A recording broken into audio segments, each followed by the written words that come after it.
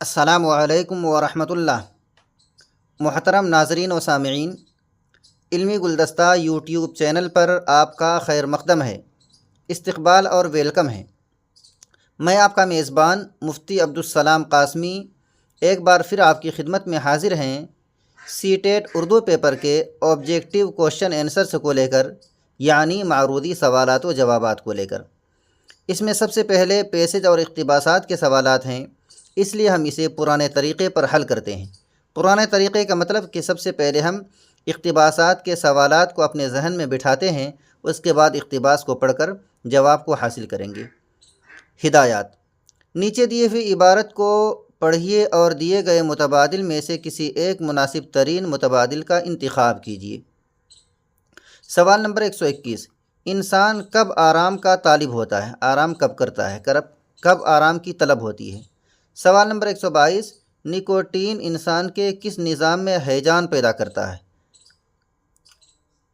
123، carbon mono oxide gas کس میں پائی جاتی ہے؟ ان چیزوں میں سے کس چیزوں میں پائی جاتی ہے؟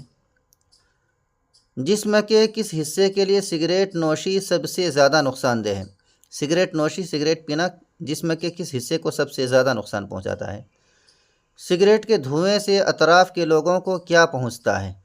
اطراف مطلب سگریٹ پینے والے کے آس پاس بیٹھے ہوئے لوگوں کو۔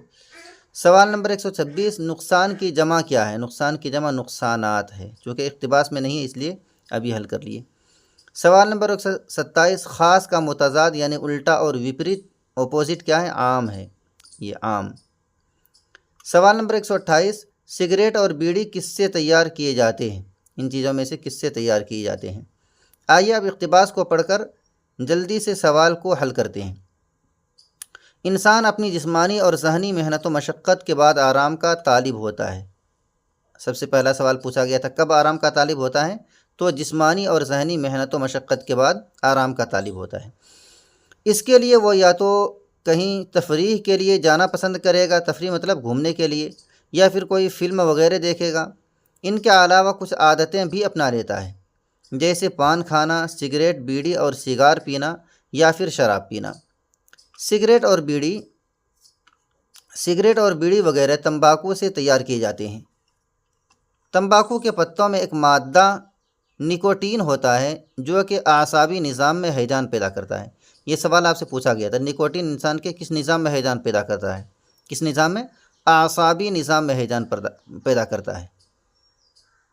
اور نکوٹین کہاں ہوتا ہے؟ تمباکو کے پتوں میں ہوتا ہے۔ یہ بھی آپ سے سوال پوچھا گیا ہے، نکوٹین کہاں ہوتا ہے؟ تمباکو کے پتوں میں نکوٹین ہوتا ہے۔ یہ دو جواب آپ کے حل ہو گئے۔ آگے چلتے ہیں۔ سگریٹ، بیڑی اور سگار کے دھوئیں میں نکوٹین کے علاوہ کاربن مونو آکسائڈ گیس بھی پائی جاتی ہے۔ یہ بھی پوچھا گیا ہے کہ کاربن مونو آکسائڈ گیس کہاں پائی جاتی ہے؟ سگریٹ، بیڑی اور سگار کے دھوئیں میں پائی جاتی ہے؟ نہیں، سگریٹ، بیڑی اور سگار کے دھوئیں میں نکوٹین کے علاوہ کاربن مونو آکسائڈ گیس بھی پائی جاتی ہے۔ سگریٹ نوشی سے صرف دل کی بیماریاں ہی نہیں ہوتی بلکہ پھیپھڑوں کے لیے بھی یہ سب سے زیادہ نقصان دہ ہے۔ دل کی بیماریاں تو ہوتی ہی ہیں، اس کے علاوہ کس کو نقصان دہ ہے؟ پھیپھڑوں کو سب سے زیادہ نقصان پہنچاتا ہے۔ یہ سوال بھی آپ سے پوچھا گیا ہے، جسم کے کس حصے کے لیے سگریٹ نوشی سب سے زیادہ نقصان دہ ہے؟ کس حصے کے لیے؟ پھیپھڑوں کے لیے سب سے زیادہ نقصان دہ ہے۔ سگریٹ صرف اس کے پینے والوں کے لیے ہی نقصان دہ نہیں ہوتا بلکہ اطراف میں جو لوگ ہوتے ہیں ان کو بھی اتنا ہی نقصان پہنچتا ہے۔ یہ سوال بھی آپ سے پوچھا گیا ہے کہ سگریٹ کے دھوئیں سے اطراف کے لوگوں کو کیا پہنچتا ہے؟ کیا پہنچتا ہے؟ نقصان پہنچتا ہے۔ یہ جواب ملا آپ کو۔ آئیے اب سوال کو حل کرتے ہیں اور فٹافٹ اس کے جواب لیتے ہیں۔ سوال نمبر 121، انسان کب آرام کا طالب ہوتا ہے؟ جسمانی اور ذہنی محنت و مشقت کے بعد آرام کا طالب ہوتا ہے۔ طالب ہوتا مطلب ان کو ضرورت محسوس ہوتی ہے۔ سوال نمبر 122، نکوٹین انسان کے کس نظام میں ہیجان پیدا کرتا ہے؟ کس نظام میں؟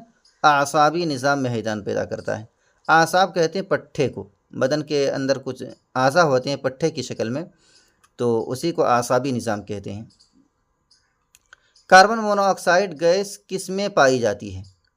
کس میں پائی جاتی ہے؟ سگریٹ، بیڑی اور سگار کے دھوئیں میں پائی جاتی ہے۔ سوال نمبر 124، جسم کے کس حصے کے لیے سگریٹ نوشی سب سے زیادہ نقصان دہ ہے؟ کس حصے کے لیے؟ پھیپھڑوں کے لیے سب سے زیادہ نقصان دہ ہے۔ سگریٹ کے دھوئیں سے اطراف کے لوگوں کو کیا پہنچتا ہے؟ نقصان پہنچتا ہے۔ نقصان کی جمع کیا ہے؟ نقصان کی جمع نقصانات ہے۔ خاص کا متضاد کیا ہے؟ خاص کا متضاد عام ہے۔ سگریٹ اور بیڑی کس سے تیار کیے جاتے ہیں؟ تمباکو کے پتوں سے سگریٹ اور بیڑی تیار کیے جاتے ہیں۔ تو یہ اقتباس کا پہلا حصہ ہمارا حل ہوا الحمدللہ۔ اب آئیے اقتباس کے دوسرے حصے کو بھی حل کرتے ہیں۔ یہ حصہ مولانا ابوالکلام آزاد، ان کی ذہانت، ان کی کارکردگی کے متعلق ہے، جو سب سے پہلے ہمارے آزاد ہندوستان کے وزیر تعلیم رہے ہیں، انہی کے متعلق یہ پیسیج ہے۔ تو آئیے ہم سوالات کو پہلے پڑھ لیتے ہیں، اس کے بعد ہم اقتباس کو پڑھ کر جواب حل کریں گے۔ سوال نمبر 129، انہوں نے کس عمر میں لسان الصدق پرچہ جاری کیا؟ لسان الصدق ایک پرچہ یعنی ایک اخباری شکل میں انہوں نے جاری کیا تھا مولانا ابوالکلام آزاد نے۔ تو کس عمر میں جاری کیا تھا؟ لسان الصدق کے معنی آتے ہیں سچائی کی زبان۔ صدق کے معنی سچائی اور لسان کے معنی زبان، سچائی کی زبان اس پرچے اور اخبار کا نام تھا۔ سوال نمبر 130، وہ کتابوں کے حوالے کب دیتے تھے؟ چونکہ بڑے ذہین تھے، کب وہ کتابوں کے حوالے دیتے تھے؟ سوال نمبر 131، مولانا ابوالکلام آزاد کے مضامین اخبار میں پڑھتے وقت سب کیا سمجھتے تھے؟ اس کو کیا سمجھتے تھے کہ یہ مضمون لکھنے والا، چونکہ سب سے ملاقات تو ہوئی نہیں تھی، غائبانے میں جو اس کے مضمون پڑھتے تھے ان کو دیکھے بغیر وہ کیا سمجھتے تھے کہ لکھنے والا کیسا ہے؟ سوال نمبر 132، آزادی کے بعد ان کو آزاد ہندوستان کا کیا بنایا گیا؟ سب سے پہلے کیا بنایا گیا؟ مضمون کی جمع کیا ہے؟ مضمون کی جمع مضامین ہے۔ آزادی کا متضاد کیا ہے؟ آزادی کا متضاد غلامی ہے، چونکہ غلامی کی بات کی گئی ہے پیسیج اور اقتباس میں۔ مولانا ابوالکلام آزاد بچپن سے کیسے تھے ان میں سے؟ یہ سب اقتباس کے سوال ہیں، آئیے ہم اقتباس میں اس کو حل کرتے ہیں۔ ہدایات، نیچے دی ہوئی عبارت کو پڑھیے اور دیے گئے متبادل میں سے کسی ایک مناسب ترین متبادل کا انتخاب کیجیے۔ مولانا ابوالکلام آزاد ہمارے ملک کے ان رہنماؤں میں سے ہیں جن پر ہندوستان ہمیشہ ناز کرے گا۔ رہنما کہتے ہیں صحیح راہ دکھانے والوں کو۔ ہمارے مولانا ابوالکلام آزاد رحمۃ اللہ علیہ نے پورے ہندوستانیوں کو صحیح راستہ دکھایا، جن پر ہندوستان ہمیشہ ناز کرے گا، فخر کرے گا اور گرو کرے گا۔ ناز کے معنی فخر اور گرو۔ وہ بچپن سے بہت ذہین تھے مطلب پڑھائی لکھائی میں بہت تیز ترار تھے، تمام باتیں بہت جلدی کیچ کر لیتے تھے۔ ان کا حافظہ بھی غضب کا تھا۔ حافظہ کہتے ہیں یاد کرنے کی صلاحیت کو، غضب تھا، زبردست تھا، بہت زیادہ تھا۔ جو کتاب ایک بار نظر سے گزر گئی، جو شعر ایک بار کان میں پڑ گیا، وہ عمر بھر کے لیے یاد ہو گیا۔ لکھتے تقریر کرتے یا باتیں کرتے وقت وہ بڑی آسانی سے کتابوں کے حوالے دیتے تھے۔ یہ سوال پوچھا گیا آپ سے کہ وہ کتابوں کے حوالے کب دیتے تھے؟ لکھتے وقت، تقریر کرتے وقت، باتیں کرتے وقت بڑی آسانی سے جواب دے دیتے تھے۔ مولانا آزاد نے صرف 15 برس کی عمر میں لسان الصدق نامی پرچہ جاری کیا۔ پوچھا گیا یہ پرچہ کس عمر میں جاری کیا؟ جواب مل گیا 15 برس کی عمر میں جاری کیا۔ لوگ ان اخبار میں ان کے مضامین پڑھتے تو یہی سمجھتے تھے کہ ان کا لکھنے والا کوئی بزرگ عالم ہے۔ بزرگ کا مطلب عمر دراز، بڑی عمر والا عالم ہے، چونکہ اتنی وہ اچھی باتیں لکھتے تھے جو بڑی عمر کے لوگ لکھا کرتے ہیں۔